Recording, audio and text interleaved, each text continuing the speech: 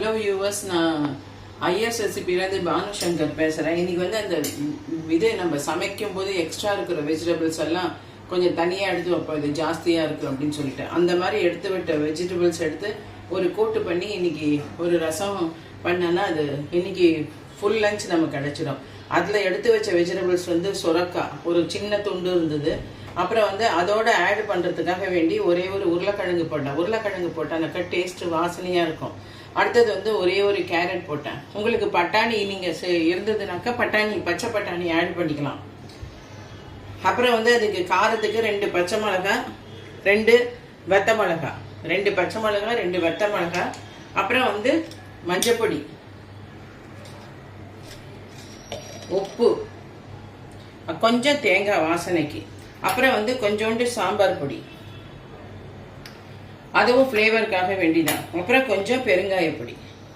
Suppose நான் வந்து கடுகு மட்டும்தான் தாளிச்சு கொட்டுறேன். உங்களுக்கு பிடிச்சது அப்படின்னாக்கா நீங்கள் கடுகு, உளுத்தம்பருப்பு, கடலை பருப்பு கூட தாளிச்சு கொட்டிக்கலாம். தாளிச்சு கொட்டிட்டு இந்த காயெல்லாம் போட்டு ஒரு வதக்கிட்டு அதுக்கப்புறம் அதில் கொஞ்சம் சாம்பார் பொடி, உப்பு, மஞ்சள் பொடி எல்லாம் போட்டு அதையும் ஒரு கலரிட்டு அதுக்கப்புறமா குக்கரில் வச்சு ஒரு 4-5 சிட்டி விட்டுடலாம். அப்புறம் அதுக்கு வந்து பருப்பு வந்து வெந்த துவரம் பருப்பு ஒரே ஒரு கரண்டி, இதுல சின்ன குழுக்கரண்டியால, இந்த சின்ன குழுக்கரண்டி, இது சின்ன குழு, இதுல வந்து 4 ஸ்பூன் வரும். இதுல சின்ன குழுக்கரண்டியால ஒரு குழுக்கரண்டி பருப்பு அது வந்து வேக விட்டு வச்சிருக்கேன் ரெடியா இருக்கிறதுக்காக. இப்போ இங்க வந்து நான் கடுகு தாளிச்சு கொட்டுறேன். கடுகு வெடிக்கணும், நல்லா வெடிச்சதுக்கு அப்புறம் தான் அடுத்தது போடணும்.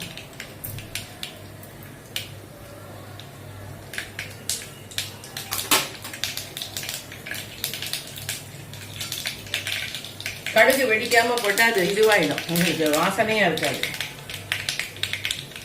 பாருங்க, கடுகு வெடிச்சாயிட்டு. இப்ப மிளகா வத்தல்,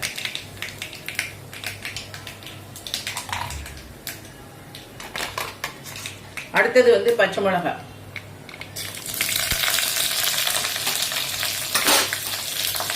அதை போட்டு இப்படி கலரிக்கணும். கலரி அடுத்தது ஒரு காயா கீழே விழாம எல்லாம் அலம்பிட்டு நறுக்கி வச்சிருக்கேன். சின்ன சின்ன பீஸா கூட்டுக்கு எப்படி நறுக்கணுமோ அந்த மாதிரி அந்த காய்க்கு ஏற்ற மாதிரி. இப்போ சொரக்காய்னா கொஞ்சம் பெருசா இருந்ததுனாக்கா நல்லா, இல்லைன்னா அது கரைஞ்சி போயிடும். குக்கர்ல வைக்கும் போது வாயிலையும் கடி பண்ணோம், வேகவும் செய்யணும்.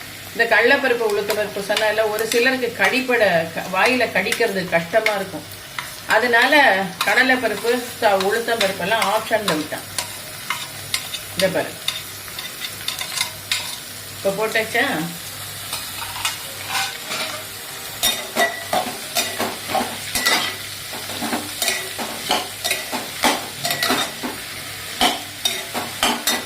இப்போ வந்து இதுக்கு உப்பு,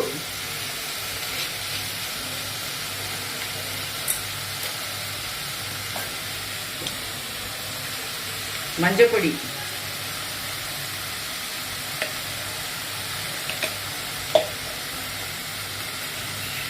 கொஞ்சோண்டு சாம்பார் பொடி. இது காரம் தாங்காது, இதுல வாசனையா இருக்குங்கிறதுனால இந்த சாம்பார் பொடி ஆட் பண்றேன்.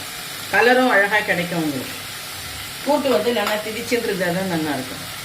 அப்புறம் வந்து இது வந்து கொஞ்சம் பெருங்காய பொடி. பெருங்காய பொடியும் ரொம்ப லேசா போட்டா போதும். அப்புறம் இது குக்கர்லேருந்து நம்ம எடுத்து சிட்டி வந்து வெளியில வச்சதுக்கு அப்புறமா தேங்காயை போட்டா போதும், முன்னாடியே போட வேண்டாம். இதுல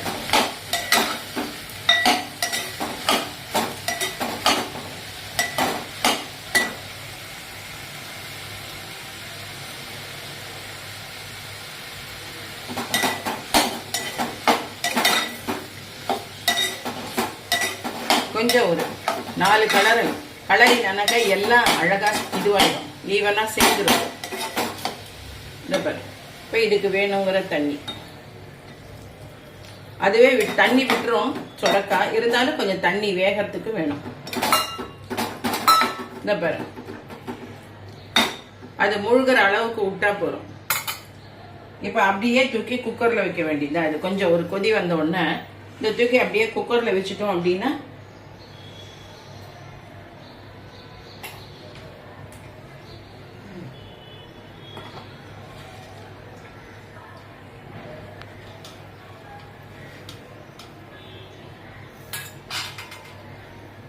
இது நல்லா இருக்கும். இதோட ரசம் ஒரு அப்பளத்தையும் சுட்டு வச்சுன்னு சாப்பிட்டான்னா சூப்பரா இருக்கும். இப்ப சப்பாஸ் உங்களுக்கு வேணும் கடலை பருப்பு வேணும்னா கடலை பருப்பு கூட நீங்க வேக விட்டு இதோட ஆட் பண்ணிக்கலாம். அப்படி இல்லைன்னா வேர்க்கடலை கூட போட்டுக்கலாம். அப்படி இல்லைன்னா இதுக்கு இந்த காய்க்கு ஏற்ற மாதிரி சின்ன கருப்பு கடலை கொண்ட கடலை இருக்கும் இல்லையா, அந்த கருப்பு கடலை கூட வேக வச்சு கடைசியில போடணும். ஆனா எதுவா இருந்தாலும் கடலை பருப்பு வந்து இதோடயே வெந்துடும். ஆனா தண்ணியில ஊற வச்சிடணும். ஒரு 2 to 3 hours ஊற வச்சாதான் பாகமா கரெக்டா வேகும் அது. அதனால அந்த மாதிரி கூட போட்டுக்கலாம். இதெல்லாம் எக்ஸ்ட்ரா டேஸ்ட் எது வேணாலும் பண்ணிக்கலாம். ரொம்ப நல்லா இருக்கும் அது. இந்த கூட்டு நமக்கு வந்து கரிகாயும் வேஸ்டா போகாது. அப்புறம் இந்த மேந்து போன பாஜி சில வெஜிடபிள்ல பண்ணா ஒரு இதுவும் கிடைச்சிடும் உங்களுக்கு. ஒரு நாளைக்கு வேணுங்கிற சப்ஜியும் கிடைச்சிடும் உங்களுக்கு. So many facilities are there. அதனால நீங்க வந்து இந்த மீந்து போன பாஜி எல்லாம் அப்படியே வச்சுட்டு ஒரு சிலருக்கு என்ன பண்றது அப்படின்னு கூட தெரியாம சிரமப்படுவேன். அப்படி இருக்கிற பட்சத்துல இது இப்ப பாருங்க, இது வந்து நல்ல கொதி வந்துடுது. பாருங்க,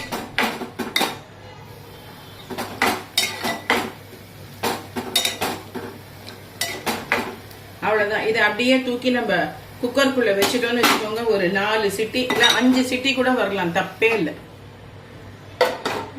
குக்கர்ல இதை வச்சாச்சு. பக்கத்துல நம்ம பக்கத்துலயே குக்கர்ல தண்ணி காய விட்டு சிம்மில் வச்சானா டக்கு டக்குன்னு வேலை ஆயிடும். இது தனியா வேக விட்டானா கேஸ் செலவாகும். அப்புறம் ஒரு காய் ஒரு காயா தனித்தனியா வேகணும்.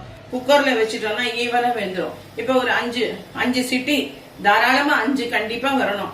5 வந்தாதான் அது கரெக்டா வேகும். அது 5. இப்ப பாருங்க, குக்கர்ல இருந்து எடுத்து நல்லா கரெக்டா வெந்துடுது, பதமா வெந்துடுது. காய் கரையவே இல்லை, மூசாவும் இருக்கு. இப்ப இந்த ஸ்டேஜ்ல வந்து தேங்காய் கொஞ்சம் ஒரு குழுக்கரண்டி அளவு ஒரு 3 ஸ்பூன் போட்டா போதும். அதுவும் வாசனைக்கு தான். இது அவ்வளவுதான், இது போதும். இதை போட்டு ஒரு கலரிட்டு இந்த பாசிப்பருப்பு, வெந்த பாசிப்பருப்பு அதை போட்டுறோம்.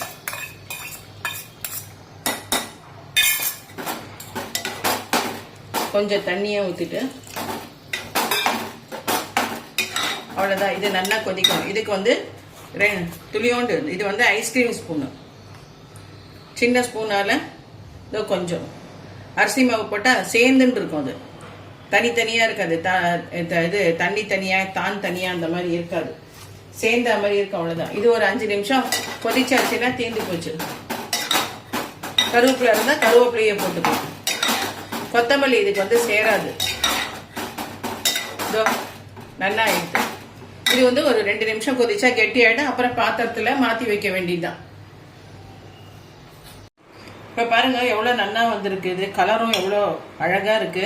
அப்புறம் வந்து நான் எல்லாத்தையும் முடிச்சுட்டு என் பவுல்ல மாத்தி விட்டுட்டேன். அந்த எந்த பாத்திரத்துல சர்விங் பவுல்ல மாத்தி விட்டாச்சு. அந்த மாதிரி எந்த காய் எந்த இல்லை, நீங்க டெய்லி வாங்குற பாஜிலேயே ஒரு 4 நாள், இப்ப பீன்ஸ் 1/4 கிலோ வாங்கினா அதுல ஒரு 4, கொத்தரங்காய் அந்த மாதிரி போட்டு எல்லா மிக்ஸ் வெஜிடபிள்ஸும் போட்டு இந்த மாதிரி பண்ணலாம்.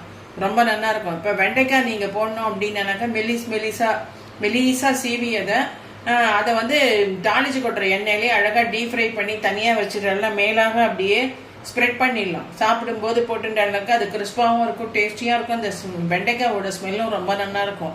அப்படியே போட்டா குழகுழன்னு வந்துடும். சிலருக்கு சேப்பங்கிழங்கு போட்டாலும் ரொம்ப நல்லா இருக்கும். சேப்பங்கிழங்கு வந்து பொடியா நறுக்கி போட்டாலும் நல்லா இருக்கும், குட்டி குட்டியா இந்த சைஸுக்கு ஈக்குவலா. அதனால அது கூட நம்ம ஆட் பண்ணிக்கலாம். நீங்களும் இந்த மாதிரி ட்ரை பண்ணி பார்த்துட்டு உங்களோட ஃபீட்பேக் கமெண்ட்ஸ் பாக்ஸ்ல போடுங்க.